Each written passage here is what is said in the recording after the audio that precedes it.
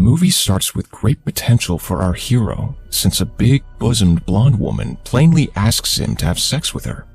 But then the camera reveals Pete is a therapist. His client is addicted to sex, and he suggests she reads his book, which will supposedly change her way of thinking.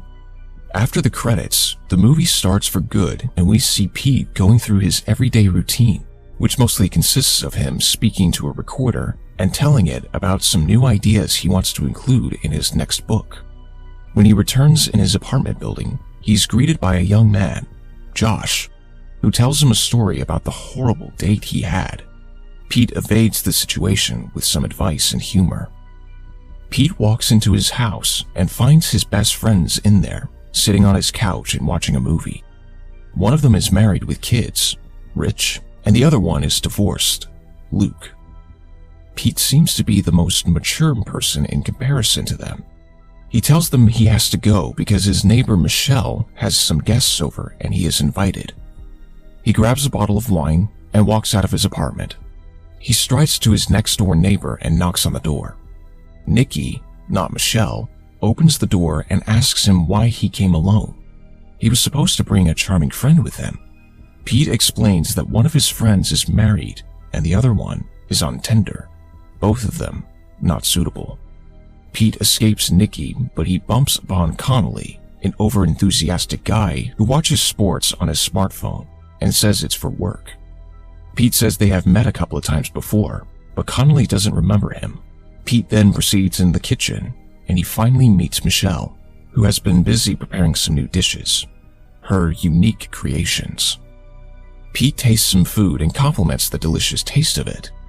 He motivates Michelle to open her own restaurant, but she claims she's not ready yet. Pete is clearly into Michelle, but Connolly crashes the moment when he walks in and kisses Michelle. When Pete returns home and goes to bed, he speaks to his recorder again and asks a question which obviously explains his situation with Michelle. Can it be love without sex? The next day, Pete stops by his parents' house and says hi. Mothers will always be mothers, and his mother has prepared his favorite brownies. He doesn't stay long because they start asking questions about his plans, if he has any dates. Pete's father is somewhat negative about his son's job, but his mother is very proud. She asks her husband why he doesn't approve Pete's job, and he says that it doesn't make any sense to him how his son writes books about sex when he hasn't ever had sex himself. Pete's female boss, Caroline, has some great news for him and says she suggested him for a TED Talk and they accepted him. His book is going to reach millions of readers now. Furthermore, she has booked a radio interview for him, the new Tony Robbins, as she calls him. Pete returns in his apartment building and sees Connolly banging on Michelle's door, saying that it's just work. Apparently, they just broke up.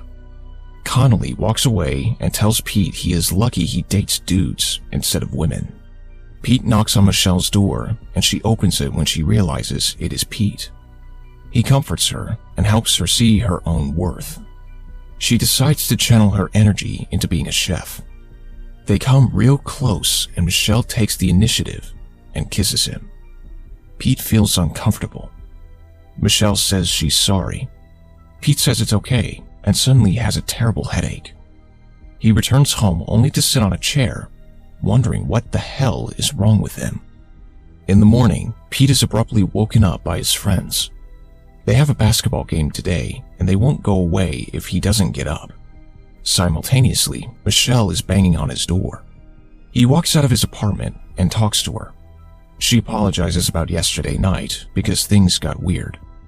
His friends are watching them, and they argue if Pete is gay or not.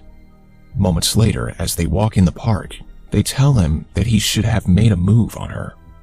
They argue if Michelle needed compassion or just some good sex yesterday night. Meanwhile, Michelle tells Nikki the story, and Nikki suggests that Pete is either gay or a serial killer. The boys play their basketball game, and Pete gets accidentally hit by the ball at some point, and he passes out. They take him to the hospital, where it's revealed that Pete has a brain tumor, which has been surpassing his male hormones for his whole life. That tumor is the reason why Pete has never had an erection and he has not gone through puberty. The tumor can be removed, and it will, and that will allow Pete to live like a normal man. His manhood will be furthermore developed like it does with all men, a realization that makes Pete happy. He removes the tumor, and his friends and parents visit him at the hospital. His parents feel especially happy since now Pete will be able to experience the full range of his masculinity. Pete takes some time to recover at his parents' place. Luke and Rich visit him and have a surprise for him. They have brought a professional stripper to try and give Pete his first erection. The stripper dances for Pete, but her dance affects Luke and Rich than Pete, who doesn't get his first erection yet. Good luck strikes Pete the next morning. He finally has his first erection. His parents notice and they cheer for him.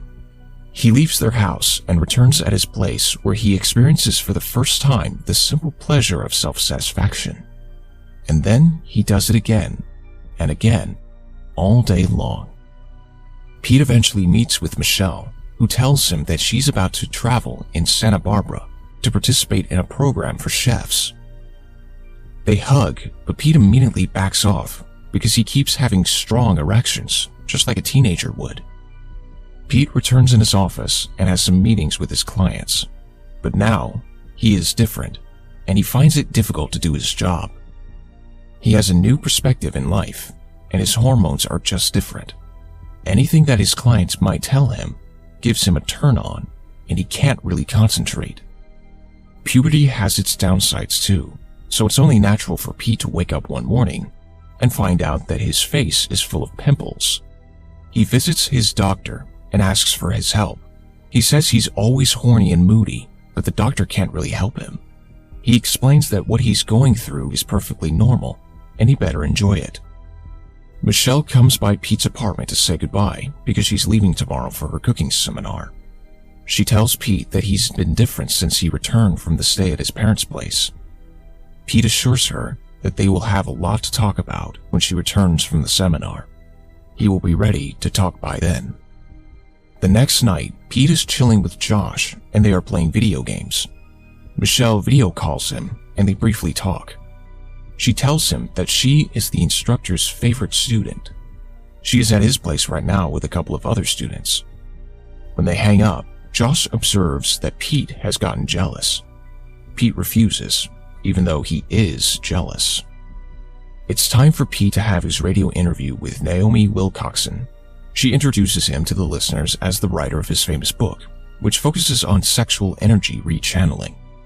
Pete starts talking about how time-consuming sex is, and his voice suddenly cracks and becomes high-pitched. He drinks some water, but that doesn't fix the issue. The interview continues in that same fashion. After the radio show, he has lunch with his parents. They tell him not to worry. His voice crack was not a big deal. They suddenly start fighting, and Pete shouts at them. He gets up and walks away. His father actually smiles and says he's been waiting 15 years for Pete to do that. Pete also communicates with Michelle later on and fights with her as well because of his jealousy. The next day, Pete and his friends are having a basketball rematch with those other guys. Pete is so full of energy that he dominates the game. He even takes trash talking to a whole new level, something that he has never done before.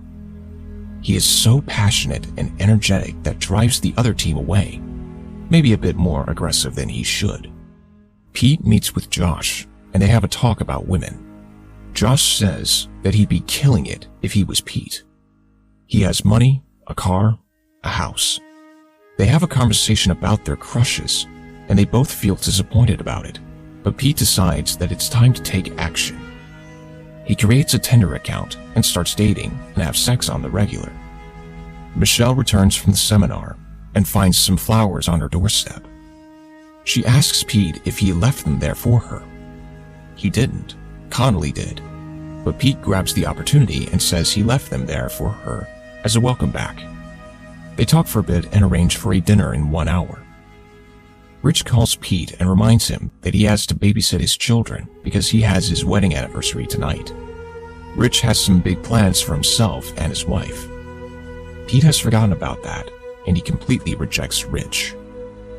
Pete receives some advice from Josh, who tells him not to be a nice guy. Pete takes Michelle out on the restaurant, where Rich had reserved a table for himself and his wife. Michelle asks him how he managed to get a reservation in this place, and Pete replies, he's got this. Pete tries to step his game and behaves not like himself. That makes Michelle dislike him and asks him what's up. Pete says he's nervous and he returns to his usual character. But then, Rich and his wife join the scene, and a verbal fight breaks, making Michelle feel uncomfortable and leave the table. Pete runs after Michelle, but she can't understand his behavior. She has also found out that those flowers were from Connolly and not from Pete. She leaves disappointed. The next day at his office, Pete breaks his anger out by having sex with one of his clients. His boss Caroline catches them on the act, and she puts Pete on hold. Pete visits his parents, and he has a bonding moment with his father.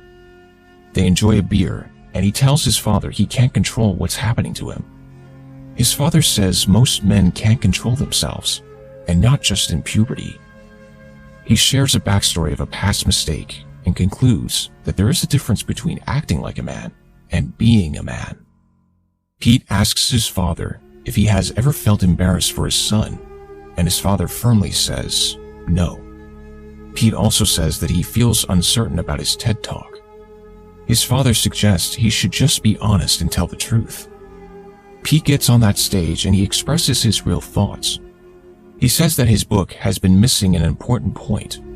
He says that sex is awesome and brings people together. It's a form of connection, so as long as it is mutually beneficial, do more of it. Following, Pete visits Rich's house and apologizes for everything. They forgive him, and their connections return to normality. His friends inform him that Michelle is back together with Connolly, and she has also been hired as a sous chef in her instructor's restaurant. Pete bursts in that restaurant along with his friends and demands to speak with Michelle. She doesn't want to hear it, but Luke and Rich won't let Pete go until he speaks his heart. Pete shouts his story in front of everyone. Michelle breaks up with Connolly on the spot, and Pete finally kisses her. The ending presents Pete signing copies of his new book for his teenage fans. A pregnant Michelle stands right next to him. Subscribe to see more videos like this, turn on the notifications, and leave a like to help the channel grow. Thanks for watching.